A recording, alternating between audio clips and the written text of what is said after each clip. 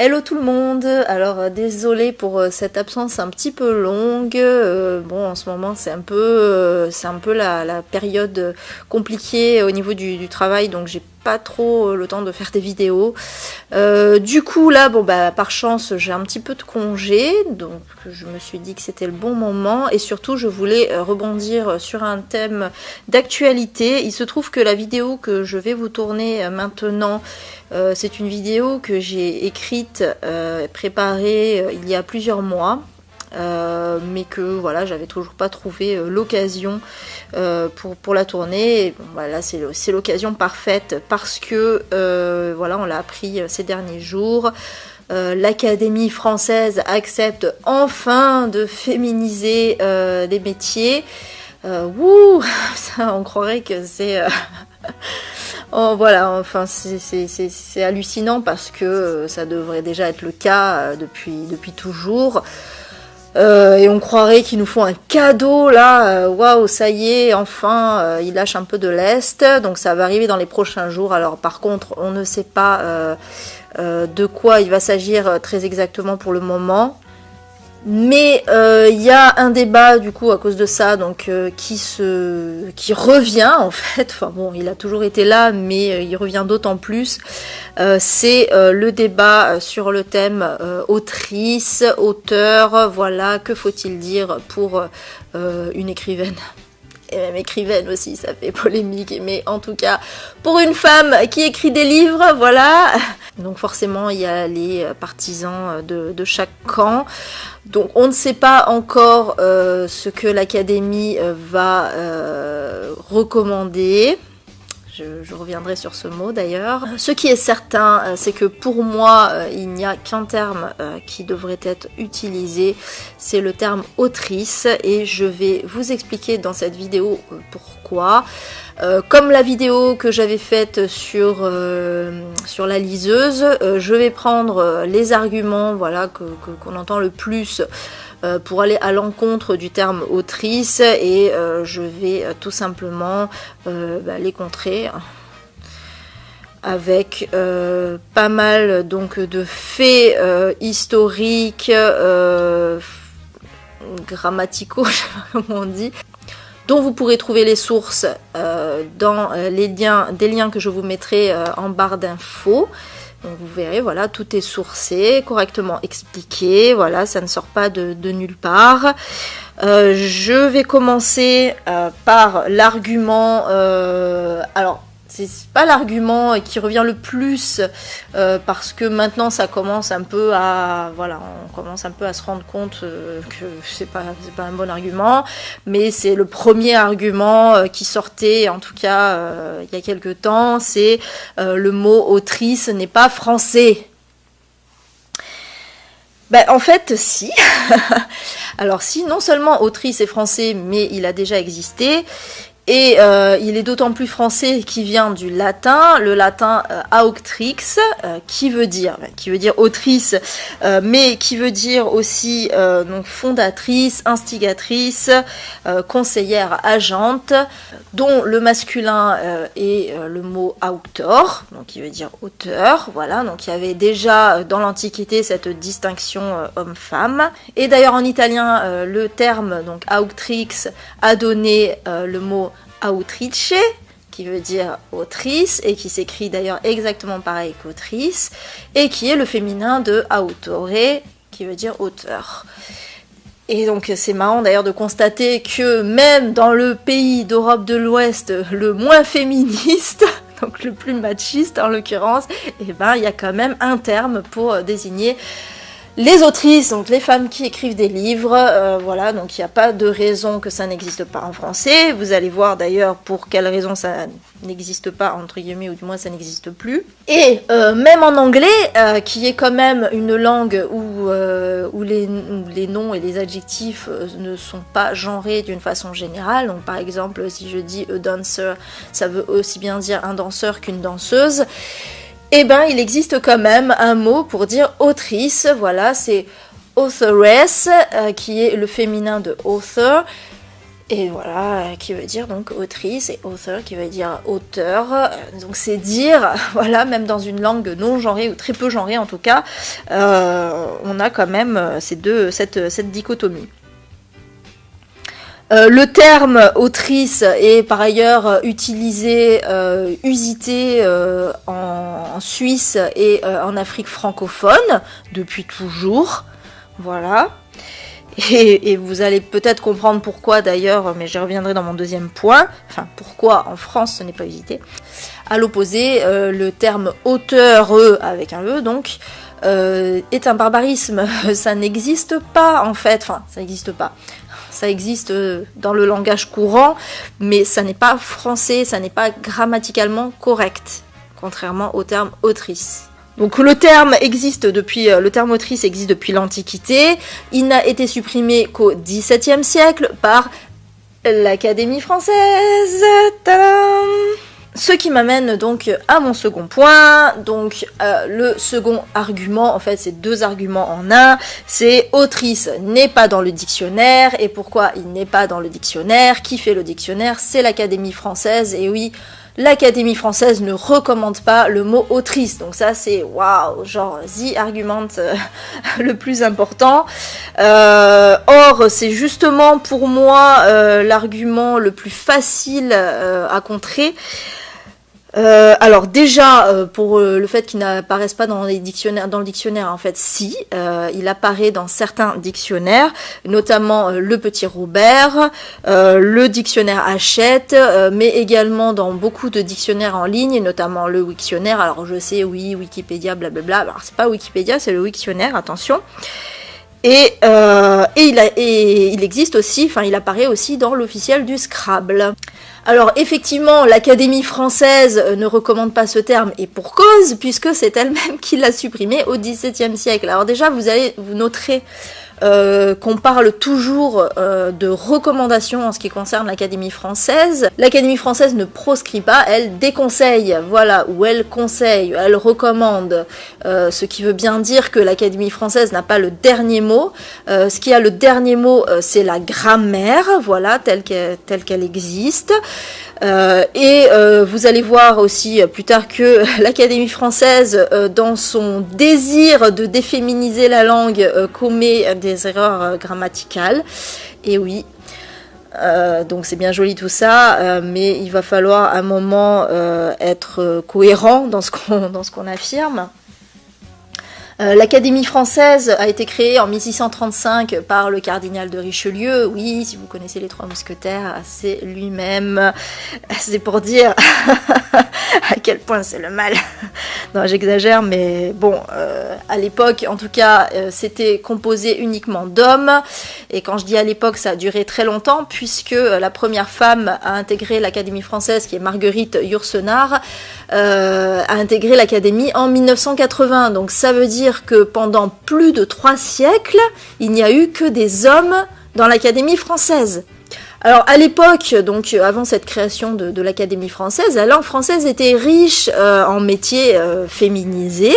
Donc on pouvait par exemple trouver les termes peintresse, philosophesse, mairesse, capitainesse, médecine. Et évidemment autrice et mairesse d'ailleurs c'est parfois utilisé, mairesse, moi j'aime bien aussi, pourquoi pas, madame la mairesse.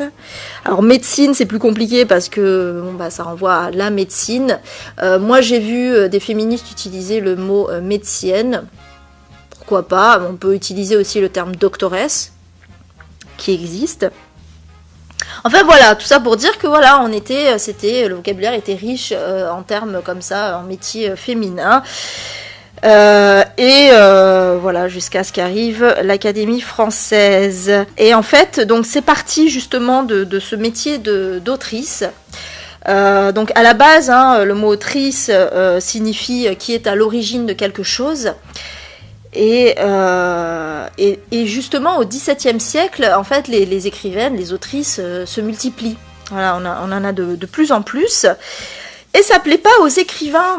Bah oui, forcément, ah là là, c'est quand même un métier trop digne, trop... quand même un métier trop bien pour que les femmes en soient dignes.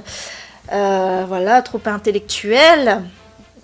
Du coup, les écrivains, ils voient une concurrence. C'est marrant parce que dès que le féminisme était en jeu, les hommes se sentent toujours menacés. Et le fait est que l'Académie française était composée d'écrivains, donc ça leur a pas plu. Et qu'est-ce qui s'est passé ? Ils ont décidé de réformer, on va dire, la langue française en supprimant beaucoup de métiers féminins. Et comme par hasard, évidemment, seulement les métiers qui évoquent du pouvoir ou de l'intelligence. Mais pas que ça, parce que ça ne s'arrête pas là. Figurez-vous que, par exemple, le mot erreur était masculin au début, oui, on disait un erreur. Et l'Académie française l'a féminisé, et il y en a eu d'autres comme ça. Par contre, ils n'ont pas réussi à féminiser caprice. Alors, je sais pas pourquoi, mais là, les gens se sont trop rebellés. Non, on peut pas dire une caprice. C'est resté un caprice. Non, mais c'est incroyable quand même, quoi. Je sais pas si vous vous rendez compte de l'absurdité du truc, enfin, du machisme du truc, quand même, d'aller féminiser des mots qui représentent, quelque chose de mauvais, et à l'inverse, masculiniser des mots, ou supprimer en tout cas les féminins de mots qui représentent le pouvoir et l'intelligence. C'est quand même impressionnant. Alors, on a évidemment beaucoup d'autrices qui ont protesté contre ça, mais l'Académie française a réussi à tout étouffer. Hop, on efface tout, ça n'a jamais existé. Voilà. Alors, si vous avez lu 1984, ça doit vous rappeler quelque chose. Oui, parce que dans 1984, l'histoire a été modifiée, donc on apprend dans les manuels d'histoire quelque chose qui n'a jamais existé en réalité. Et puis surtout, il y a une langue qui a été créée, qui s'appelle le novlangue. Voilà, donc qui permet en fait de politiser la langue afin donc de soumettre un peu les individus, c'est-à-dire à les empêcher de penser, parce que ça restreint la langue tout simplement. Voilà. Là, qu'est-ce qui se passe en l'occurrence pour l'Académie française ? À force d'entendre, donc de ne plus entendre le terme autrice, ainsi que tous les métiers à pouvoir au féminin, on assimile en fait les mots au masculin. Voilà, donc effectivement, un professeur, un ingénieur, un auteur, voilà, c'est purement masculin, et on a tendance donc ça a tendance à invisibiliser les femmes, tout simplement. Donc moi, c'est ce que j'appelle, c'est ce que j'appelle du novlangue en l'occurrence, contrairement à l'écriture inclusive, mais ça, j'y reviendrai à un autre moment. Voilà, donc aujourd'hui, on peut très bien dire coiffeuse, caissière, chanteuse, serveuse, aide-soignante, ça ne pose pas de problème. En revanche, les métiers professeuse, médecine, écrivaine, autrice, ingénieuse ou encore ambassadrice ne se disent plus. Donc vous avez remarqué un peu la dichotomie entre ces deux types, ces deux sortes de métiers. Ça ne pose pas de problème de féminiser des métiers. Alors pour moi, il n'y a pas de saut métier, évidemment, mais en tout cas dans l'inconscient collectif, qui sont moins intellectuels, on va dire. Mais par contre, voilà, dès qu'il y a une notion de pouvoir ou d'intellect, on jarte, on supprime la féminisation. Alors je vais vous lire une citation de l'Académie française, en fait, une citation, un extrait en fait de leur site, où ils parlent de la féminisation des métiers, et vous allez voir que c'est pas piqué des vers. Franchement, c'est pourri cette expression. Alors, il convient tout d'abord de rappeler que les seuls féminins français en heure, donc comme prieur ou supérieur, sont ceux qui proviennent de comparatifs latins en or, or. Aussi faut-il éviter absolument des néologismes tels que professeur, ingénieur, auteur, docteur, proviseur, procureur, rapporteur, réviseur, etc. Je m'arrête là juste pour faire un petit commentaire. Alors oui, mais je suis absolument d'accord avec vous, l'Académie française, sur ce point-là.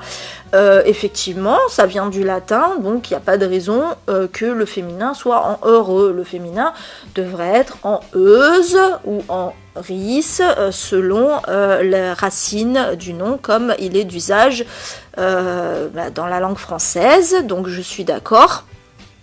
Donc on pourrait dire professeuse, d'ailleurs ça existait avant, on pourrait dire doctoresse et on pourrait dire autrice, il n'y a pas de raison, n'est-ce pas? Voilà, donc là on est d'accord, je vous lis donc la suite, vous allez voir. On se gardera de même d'user de néologismes comme agente, chef, maîtresse de conférence, écrivaine, autrice. L'oreille autant que l'intelligence grammaticale devrait prévenir contre de telles aberrations lexicales.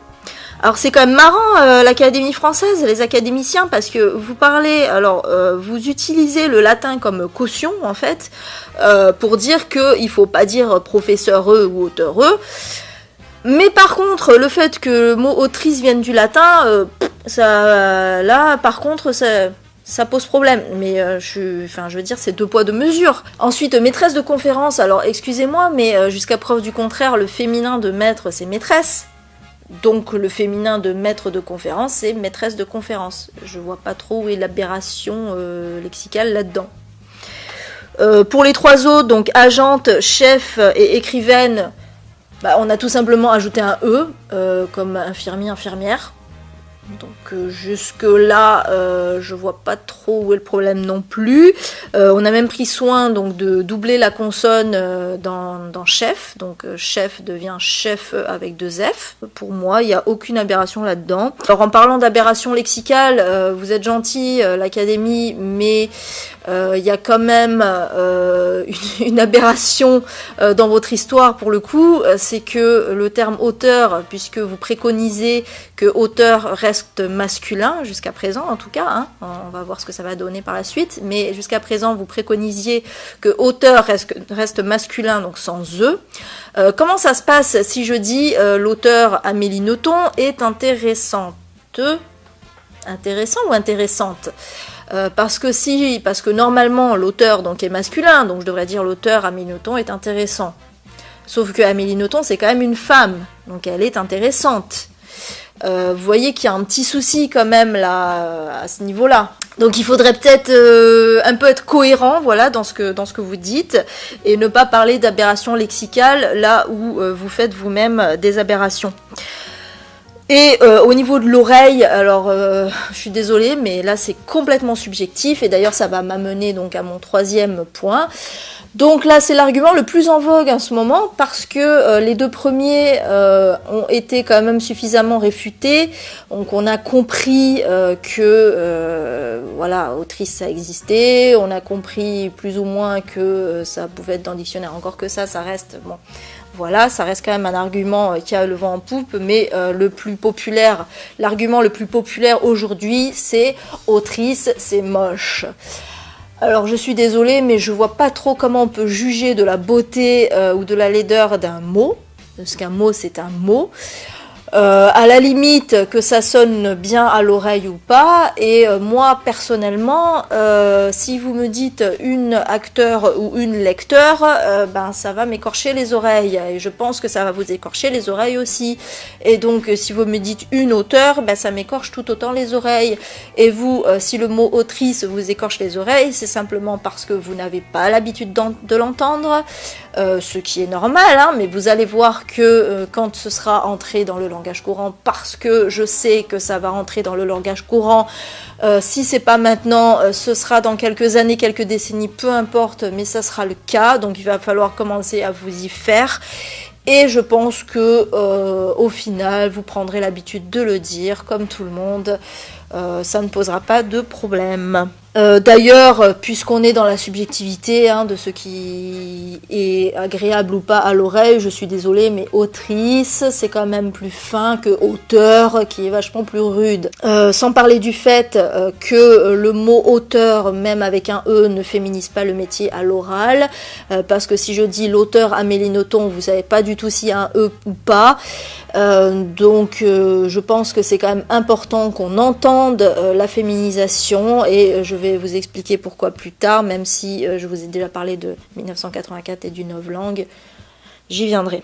Et enfin, le dernier argument, alors là par contre ça vient de la part de certaines autrices, c'est je veux qu'on m'appelle auteur, sans E, car je veux que ce soit mon métier qui est mis en avant et non pas mon genre.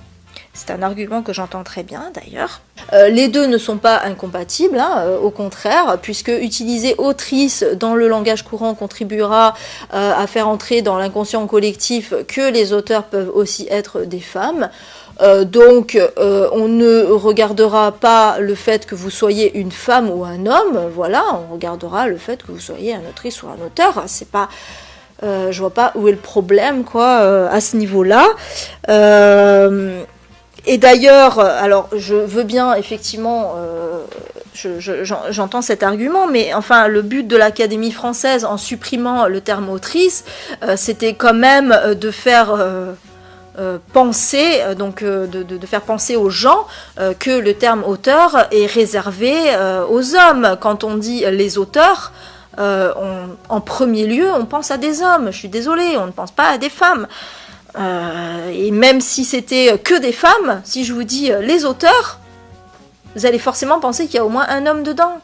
Donc je suis désolée, mais qui fait passer le genre avant le métier? C'est bien l'Académie française pour le coup. S'il n'y avait pas de problème au niveau du genre, on dirait auteur-autrice, comme on dit infirmier-infirmière. Voilà, point barre. Et puis, si vraiment vous ne voulez pas être connu en tant que femme, ben, c'est tout à fait votre droit. Ben, à ce moment-là, utilisez un pseudonyme masculin ou des initiales ou écrivez anonymement, que sais-je. Voilà, je vois pas. À ce moment-là, vous serez appelé un auteur et puis c'est tout. Mais le problème, c'est que vous serez assimilé au genre masculin. Voilà. Donc, il y aura toujours une question de genre de toute façon. Il y a un moment. Faut dire ce qui est. Faut dire ce qui est. Quand on dit un auteur, on pense, même si le terme autrice n'existe pas, entre guillemets, même si avant on disait auteur tout court, quand on disait un auteur, on pensait à un homme en premier lieu. Point barre. Donc, on fait quand même passer le genre avant le métier. Et puis, d'ailleurs, voilà, quand on parle de pseudonyme masculin, moi, je ne peux m'empêcher de penser à George Sand, toutes ces femmes qui ont pris des pseudonymes masculins pour qu'on accepte leurs écrits ou qui ont publié anonymement. Je pense aussi à J.K. Rowling, qui est quand même une autrice contemporaine, qui a utilisé ses initiales pour ne pas qu'on voit son genre en premier. Moi, je trouve ça triste. Je trouve ça très triste parce que ça veut dire, ça montre bien que les femmes réussissent moins dans ce métier et ce n'est pas une question de talent, c'est tout simplement une question de sexisme, encore une fois, hélas. Voilà donc pour ces arguments que j'ai essayé de réfuter, en espérant vous avoir convaincu. En conclusion, ben voilà, je dirais, si vous êtes un ou une amoureuse de la langue française ou un ou une férue d'histoire, je pense que c'est dans votre intérêt de dire autrice, c'est ce qui est le plus logique, historique, grammaticalement correct, tout ce que vous voulez. Et voilà, je vous encourage donc à utiliser ce terme afin qu'il reprenne sa place de plein droit. Le langage est politique, on ne cessera jamais de le dire, et c'est également ce qu'a voulu dire George Orwell dans 1984, avec donc l'invention d'une novlangue pour manipuler les esprits. Voilà, on sait qu'il véhicule des idées de façon plus ou moins subliminale, il donne des indications sur une conduite à tenir, donc il faut absolument se le réapproprier pour ne plus entendre les auteurs, pour ne plus imaginer que ce sont en premier lieu des hommes. Voilà, ce sera les auteurs et les autrices. C'est vraiment, franchement, c'est vraiment important. C'est vraiment important, plus important qu'on ne le croit. Alors à chaque fois, moi j'ai toujours, oui, il y a des, tiens, j'aurais pu mettre ça comme argument aussi. J'ai oublié. Il y a des causes plus importantes pour le féminisme, oui, sauf que on peut se battre pour plusieurs choses à la fois. Et contrairement à ce qu'on peut penser, voilà, la cause du langage est aussi importante.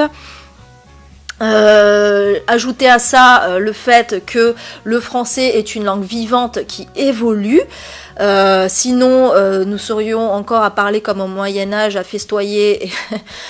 Je suis désolée, mais ça a toujours évolué.